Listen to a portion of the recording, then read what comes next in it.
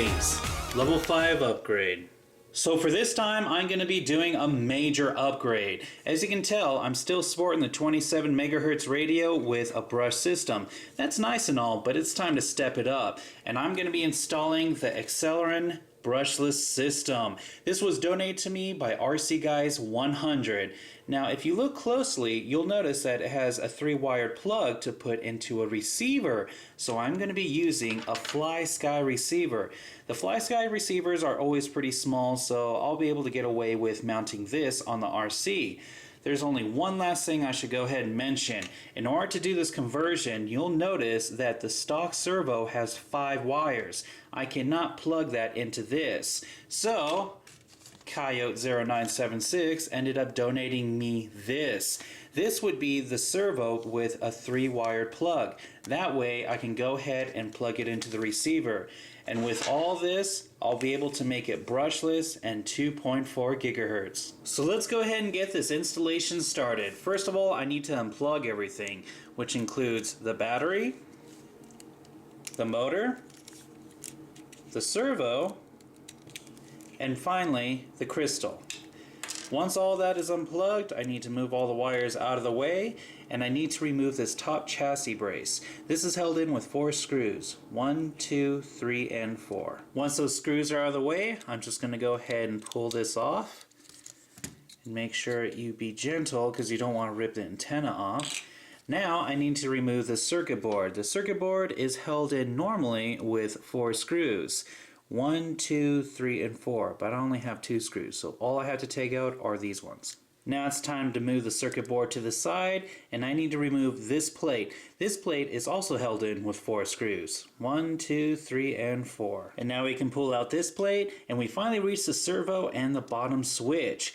First of all, I'm just going to pull out the servo, set that off to the side, and now, in order to take out the switch, you'll see that there is a clip on each side. I need to go ahead and bend those out and pull the switch. Alright, now that the circuit board is removed, we can set that off to the side and install the new ESC. Now when you look at the switch, you'll see that there is one empty prong that's not connected to a wire. That is the off position. That's the on position. So we need to go ahead and match that up with the bottom and install it correctly. And of course, it just snaps right into place. Once the switch is taken care of, it's time to install the new servo.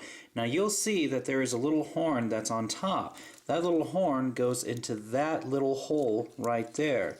So make sure you line it up just right, slide it into position, push it down, and now we can go ahead and install this plate. Alright, and we're pretty much done with the front for now. So I'm going to swing around to the back, and I need to go ahead and replace the motor.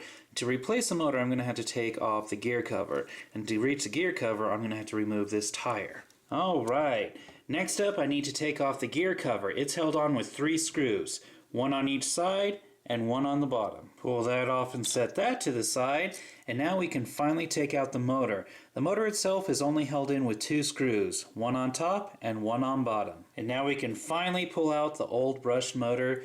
Hey, look, there's a clip on it.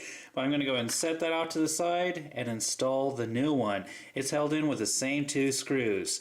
Now when I tighten it, I'm going to make sure that it's meshed up with the spur gear just loose enough where it's going to take contact with the teeth, but it's not tight enough where it's going to grind against it. After you install your motor, go ahead and get your finger and move your spur gear. It should move very, very easily. Now if it doesn't, that means your gears are too close, so you're going to have to go ahead and move them apart. But if you're good to go with that, it's time to go ahead and reinstall the gear cover, and remember that's held in with 3 screws. And finally, the last step is reinstalling the tire. Remember that there is a flat edge on the inside of the rim that needs to be matched up with the drive shaft.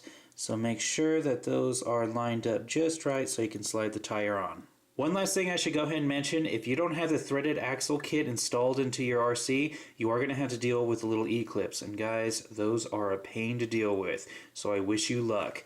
But now, it's time to go ahead and plug the motor into the ESC. So just feed all the wires right through the shock tower and then plug them in. With the motor plugged in, it's time to go ahead and program the ESC. And to do that, I need to use this card. So, first of all, I have to plug the ESC into the top of the card. Power needs to be on that side, negative on the left. And then I'm going to plug it into the power, just like this. Turn it on. And now it should come on, just like that. Card's lit up, so that means I can now program it.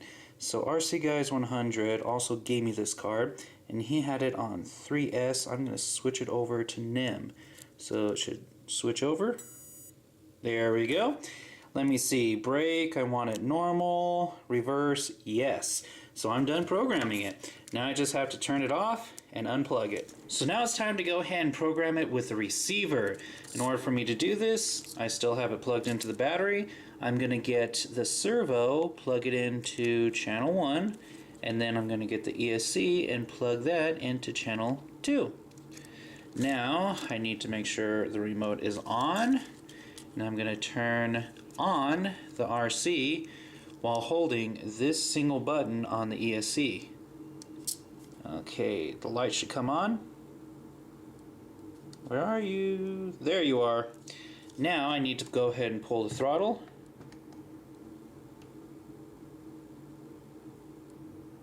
Once it beeps, I let it go and put in reverse. Now I let it stay in neutral. And it's programmed. All I have to do now is turn it off and then turn it back on.